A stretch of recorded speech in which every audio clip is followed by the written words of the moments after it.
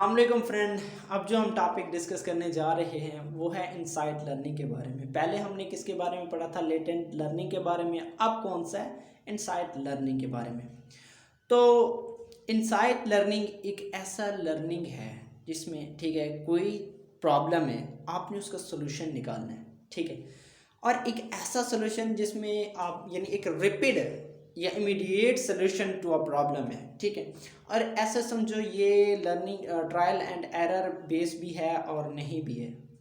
अब base trial and error base किस तरह से है कि आप कोई यानी जो ना काम कर रहे हो, ठीक है, आपको पता तो नहीं होता कि वो ऐसे होता है, आप गलतियां करते हो कि नहीं करते हो, मतलब उसमें ट्रायल्स एंड एरर करते रहते हो, उसमें एक्सपेरिमेंट मशकें, और उसमें गलतियां निकलती रहती हैं, गलतियों को ठीक करके एंड तक पहुंच जाते हो, ठीक है। तो अब ये बेस कैसे नहीं है, ठीक है, आपके पास सामान भी मौजूद है, ठीक है, कि हाँ ये चीज़ें ऐसी हैं तो ऐसे करके मैं जो ना उस चीज़ को या उस चीज़ है मैं उसे अपटेन कर लूँगा। जैसे जो ना यहाँ कोलर ने चिंपैंजी पर अपने एक्सपेरिमेंट किया था, सुल्तान पर उसने एक्सपेरिमेंट किया था, ठीक है। उस चिंपैंजी का नाम सुल्तान था। उसने क्या किया था एक्सपेरिमेंट के दौरान, ठीक है, उसने चिंपैंजी के आगे मुख्तलिफ़ किस्म के प्रॉब्लम यानी क्रिएट कर दिए कि ये फूड है, आपने इसे अपटेन करना है, ठीक है। उसने ऐसे समझो कि एक पिंजरे की छत पे उसने क्या कर दिया, फूड लटका दिया, ठीक है।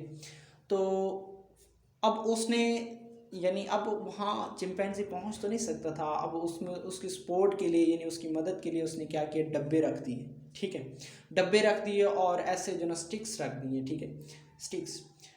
तो जो चिंपैंजी था उसने कोशिश किया कि वो जो ना वहाँ तक पहुँचे, कोशिश की है नहीं पहुँचा। फिर उसने क्या सोचा कि यानी डिफरेंट मंकीज थी, डिफरेंट चिंपैंजीज थी, ठीक है।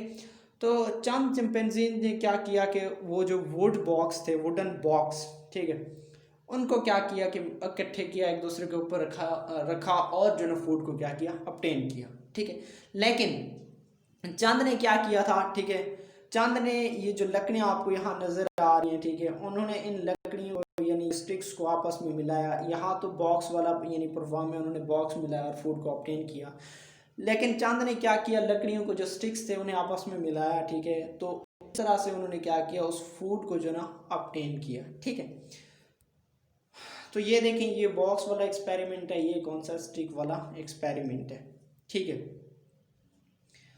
तो इससे एक्चुअली उसने क्या देखा है, ठीक है, उसने कहा कि एक इनसाइट लर्निंग हमारे दिमाग में एक ऐसा, हमारे दिमाग की आंख में ऐसे समझो यानी एक्टिविटी परफॉर्म करने से पहले उसका सोल्यूशन हमारे दिमाग में जाता है, ठीक है। उस सोल्यूशन यानी हमारे दिमाग सोल्यूशन जो ना हमारे उसमें होता है, ठीक है, दिमाग में, ठीक है। तो हम दिमाग में उस सोल्यूशन को क्या करते हैं, निकालते हैं, निकाल कर हम उसे क्या करते हैं, जो ना परफॉर्म करते हैं, ठीक है।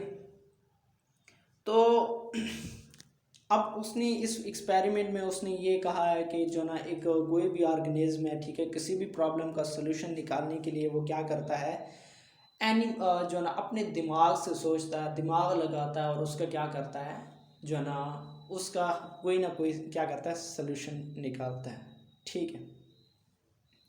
Kohler interpreted the behavior of chimpanzees in the terms of their perceptions to new relationships between stimulus and the result, ठीक है।